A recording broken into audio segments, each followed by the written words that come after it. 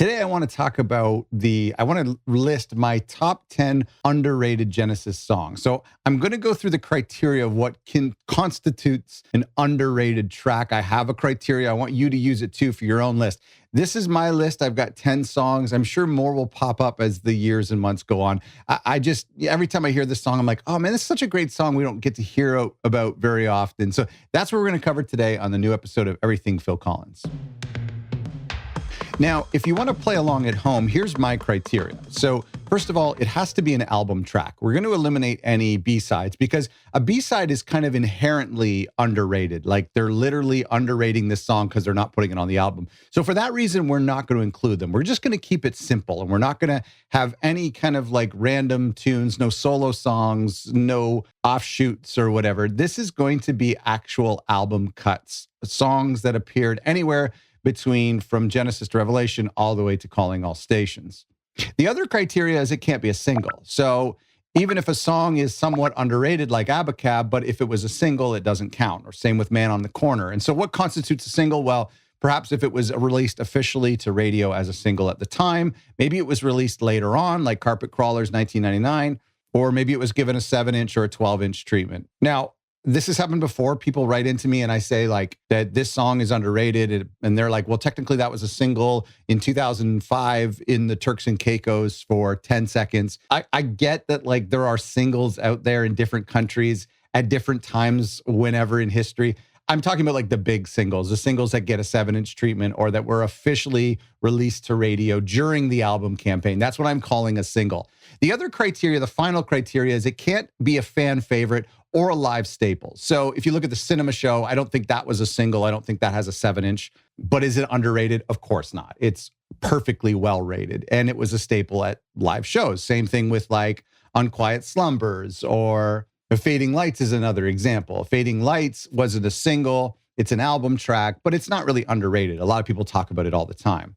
Driving the Last Spike. You know what I'm talking about. Okay, let's move on. Another just thing I have to mention, I can't play tracks. You know, people give me crap all the time that I don't give samples. If I'm talking about music, I'm not playing a sample. I can't do that legally. It gets me in big trouble and could eventually shut down the channel, makes my life very difficult. So every time I say a track, if you kind of forget what it sounds like because it's underrated, press pause and go listen to it on Spotify or on your turntable, then come back and press play again.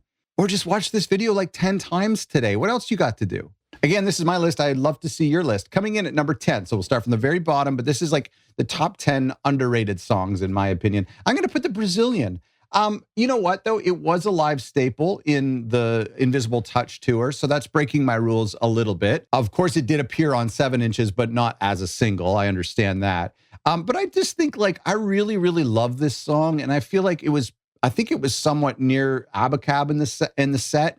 And I find like there's this like very kind of like aggressive art pop, 80s prog that they created with this sound that I wish that they explored more. I mean, by the time we get We Can't Dance, so many years had passed that they weren't doing this kind of Simmons synth heavy sound anymore. I think it's probably their best instrumental. We're going to do that list one day. Maybe not, actually. Maybe not their best. Top 5, though. I feel like it's a song that could have been used more live over the years, like in 92 and in 2007 and more recently, as like a transition, like playing it, like starting the song. You know how they do these medleys, like playing the song and then having that go into like Jesus, He Knows Me or something like, or Tonight, Tonight. Something a little bit surprising. So I just feel like it could have been utilized a little bit more. And for that reason, I think it's underrated. Number 9, The Dividing Line. Also a very interesting instrumental song in the sense that it starts instrumental for a little while. It reminds me a lot of the Brazilian. You could almost play the Brazilian and The Dividing Line together. There's a lot of cool sounds. It's great drum sound, great synth song. I had to pick a song from Calling All Stations because I think that album is underrated. I think there's a lot on that album that's underrated. The Dividing Line is a song that should be ranked up there with Fading Lights and you know, maybe Los Endos and some of the kind of the more exciting instrumental / vocal songs. So Dividing Line for me, that's the only song I've pulled from Calling All Stations. I'm sure there are others. I think the track Calling All Stations is underrated, but for now, that's my number 9. Number 8, this might require some splaining, and that's Looking for Someone. Looking for Someone is maybe one of my favorite Genesis songs, one of my favorite album openers from Trespass. For some reason, I feel like it's always trumped by Watcher of the Skies. Like Watchers of the Skies became their new like concert opener, their new album opener, because of that organ thing and like that subtle da da da da. It's a great tune, Watcher. But for some reason, I feel like once that song came along, we never got to hear Looking for Someone anymore. I think I have a bootleg recording of it somewhere. I can't remember because I really, really like that song. It's got that same feeling as like Dancing with the Moon at Night, where it's like Peter starts off vocally and then the band comes in and then they get aggressive. And so anyway, I don't hear like our people, our communities talking about this song very often. I don't see it on people's lists very often. It's like a middle of the road track. Like nobody hates this song, but nobody puts it in their top 10, in my opinion. So for that reason, it's underrated. Now, if it was a single, I don't think it was a single. I got to go check. I may have broken my own rules. Okay, no, I'm okay. I think it was just The Knife that was a single. Okay, moving on. Here's a deep cut for you. And I feel like this, okay, so where are we here? 8, 9, 10, 9, 8, 7. Number 7. It's hard to count backwards. Coming in at number 7 is Anyway from the album The Lamb Lies Down on Broadway. Now, I feel like this is like a song that almost doesn't sound like Genesis. It sounds maybe a little bit like early Genesis. It's got a little bit of a Beatles sound to it. Feels very 60s. But it's still a little bit weird. It's still pretty Phil Collins heavy. I think it kind of like is one of those like accessible songs that stand out on The Lamb. I feel like The Lamb Lies Down on Broadway. This is a weird statement to say, but I feel like that's an underrated album. Only because it's overrated. Like, I feel like everyone's like, oh, it's a great concept album. It's such a big album. But like, does anybody actually dive deep and talk about some of the songs, some of the transition songs? You know, it's one of the records I would have absolutely loved to get on the 75th anniversary of the Atlantic Records. Like, it's a 4-disc, I think, or 3 maybe. It was just astronomically priced here in Canada. It's astronomically priced everywhere in the world. But it's an album I would love to listen to remastered on perfect vinyl with headphones and just sit there and listen to all the weird and quirky sounds happening. But I feel like everyone just says The Lamb is so great, and then everyone's like their actual favorite album is Trick or Selling England. And I think for that reason, some of these great songs within The Lamb get ignored and underrated, you know, and because we have The Lamb and we have In the Cage and we have Carpet and we have Counting Out Time, those songs, I think, bury, you know, The Light Lies Down on Broadway and some other songs that may be on this list. Anyway, let me know what you think about that. I think Anyway is beautiful. And, you know, if I'm like making a playlist, I will forget this song. I forget it. Okay. This song is maybe like one of the songs on this list. Some of these songs on this list, you'd say, no, I don't think it's underrated. I think everybody loves that and agrees that they love it. So you might disagree with this, but I would say coming in at number 6 is Silver Rainbow. And honestly, I would tie, you know, this could be a tied slot with It's Gonna Get Better. Those songs to me are equally underrated. I think Silver Rainbow is a song that was never played live. Can anybody confirm that? Is that true that Silver Rainbow was never played live? I think It's Gonna Get Better was played on the Shapes tour, but I don't know if Silver Rainbow was. And so maybe for that reason, I'm calling it underrated. I think the opening is really cool. There's hints of that Brazilian sound. There's hints of that kind of like 80s prog art rock, avant-garde sounds where, you know, sounds kind of industrial. The opening of this song to me sounds like that, which I really love. But it's super melody heavy. Is this a Tony song? I feel like it would be a Tony song. I mean, I guess all 3 of them wrote it. There's a kind of a affected fill vocal in this intro.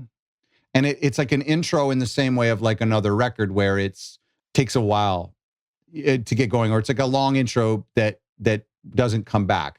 When he first says Beyond the Silver Rainbow, then these big Simmons drums come in and this intro sound is abandoned. I mean, this is a song very similar rhythmically and musically to Home by the Sea, both of the songs. So yeah, I think it's really cool. Things that fits on the record. I do think it's kind of, you know, it's not my favorite song. By the way, this list, these 10 songs are not my favorite Genesis songs. I don't think any of them Well, a couple exceptions, I would say, are in my top like 25 songs. These are just songs I think are really good and deserve a second look.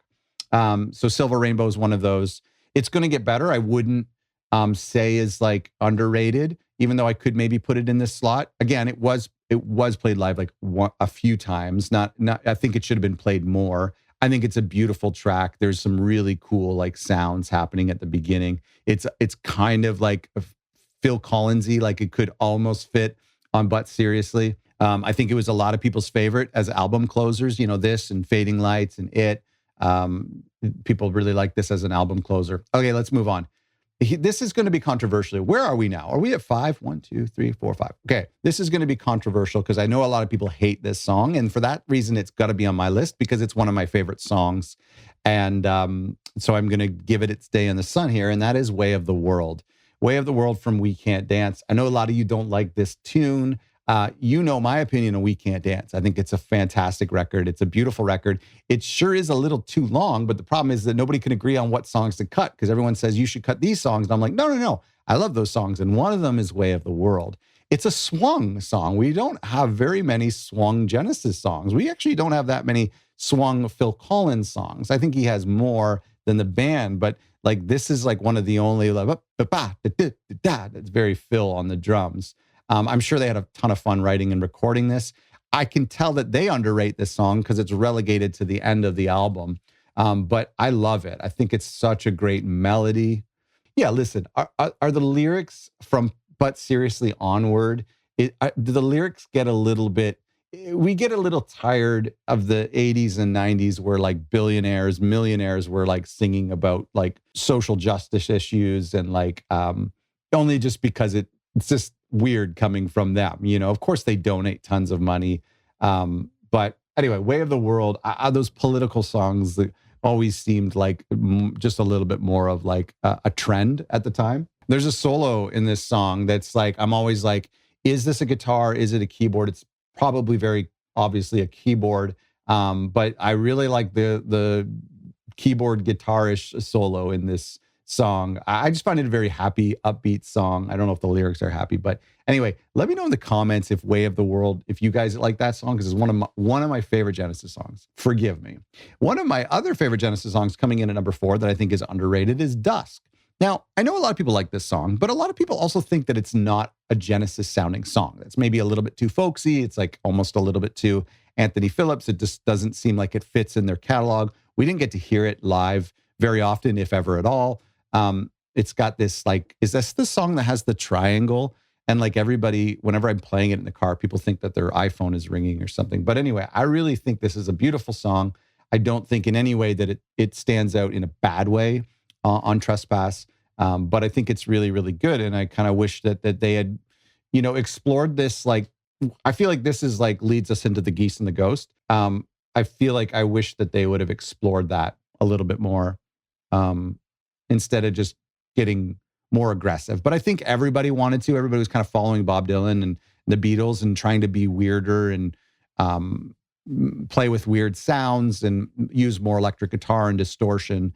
And moving away from like that early, softer sound of the 60s. So we don't hear very much of it, but I really love Dusk. Beautiful tune. Coming in at number 3 is a song I think is underrated, and that is Like It or Not. I think this song is underrated. I mean, people talk about Abacab in our communities a lot. There's the obvious song on Abacab that stands out that people would have loved to seen, you know, that B-side, 3 Sides Live. I'm blanking on it now. Found a 7-inch of it recently and didn't buy it, and I'm still regretting it. Anyway, another record on Abacab is okay. It's fine. I think it's a fine ending to an album. No big deal. There's a lot of tracks on here that like people like, and I actually feel like I'm more and more warming up to this. And I did a review of this where I said that this had the potential to being like an absolute killer 10 out of 10 album, kind of like avant-garde experimental 80s pop album. With just some tweaks, you know, but I really do like this album. I listen to it more and more. I'm trying to make it a summer album for me because it's so colorful and fun. So I'm listening to it a lot in the summer. Like It or Not is a deep track. Reminds me of Way of the World. Is that song swung? Yeah. Oh, that's funny. That's funny. Bam, toom, tap, ba, ba, bam, toom, tap. Yeah, I think this song is swung as well. Again, very Genesis. Kind of, this song could almost have fit on Hello, I Must Be Going. This song to me sounds like one of the holdovers, like something that came from the Duke era because of the CP70 piano, the treatment on his vocals. I feel like it sounds in line with like Man of Our Times or Alone Tonight. I've seen some complaints from you guys that one of your issues with Like It or Not is that the chorus just doesn't live up to the rest of the song, and that the chorus like kind of plateaus. It just doesn't really go anywhere. It's just like it or not. Da, da, da, da. I don't know. I disagree. I think it's really cool. I think it's a nice song. It's got a lot of different moving parts to it. Okay, what is that B-side from Abacab that is phenomenal that everybody loves? Oh, You Might Recall. Sorry. Why did that take me so long? Okay. You Might Recall, which I think we all called the best Genesis B-side. Like It or Not has a You Might Recall feel to it, which, you know, would have put that song to fit nicely on here. Okay, number 2, underrated song. This is a song that wasn't a single, wasn't played live. I want to say this was never played live, if you could let me know if I'm wrong. Coming in at number 2 is Man of Our Times from Duke. Now, I think there's a lot on Duke that is like underrated because of like the Turn It On Again is so dwarfing, and so is Misunderstanding, and then the fan favorites of like track 1 and Duchess and the last 2 songs as well. And so I think all of the filler, quote unquote, that's not in that suite gets underrated. And I think a lot of us love most all of it, except maybe for that Phil Collins tune at the end.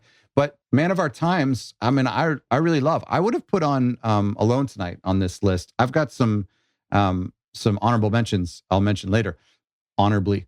But Man of Our Times, I think I would definitely, I would say is underrated. I just said that they didn't play it very much. I did an Ideal Genesis set list a couple years ago. I put this song on there. I would love to hear them play it. I think it's a massive chorus. It's just massive.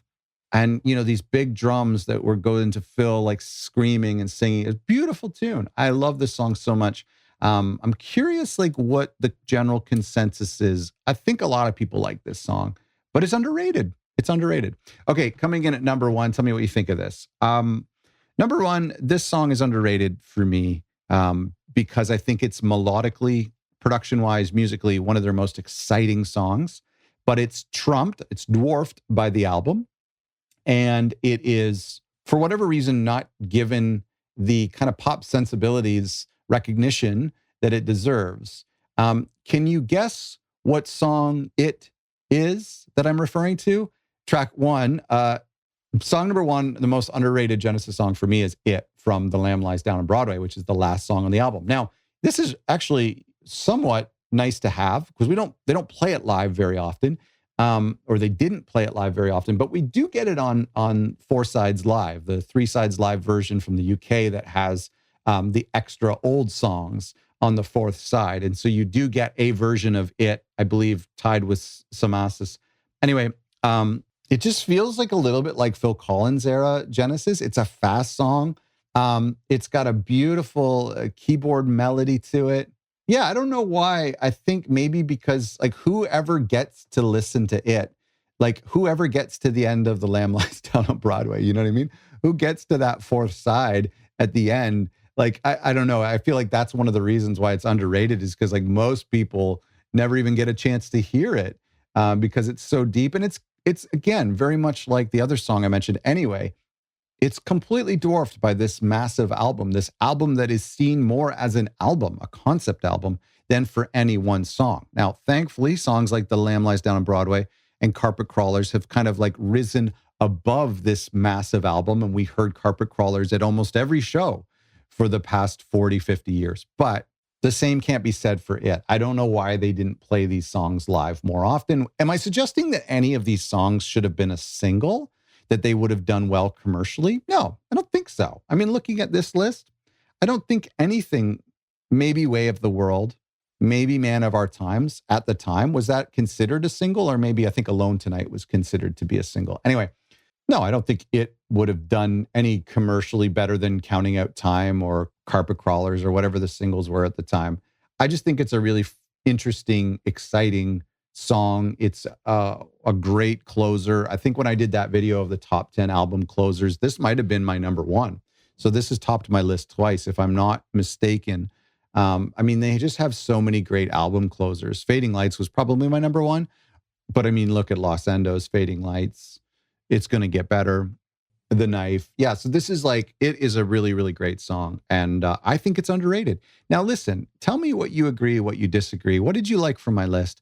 And in the comments below, it's mandatory that you put your list of underrated Genesis songs. And by the way, remember the criteria, because we could include way too many songs if we include the B-sides, if we include solo songs. But no. To me, it's like it has to be an official album track. It can't have been one of their big singles, one of their obvious singles, and it can't be an obvious fan favorite, even if it wasn't a single and was played live at a lot of shows. That's my criteria, and you must stick to it. But I'd love to see your list. List it down below and let me know what you think of my list. Thanks for watching. Thanks to my dear friends in our Patreon. Come on over there and join us. Thank you for supporting this channel, and we'll see you next week.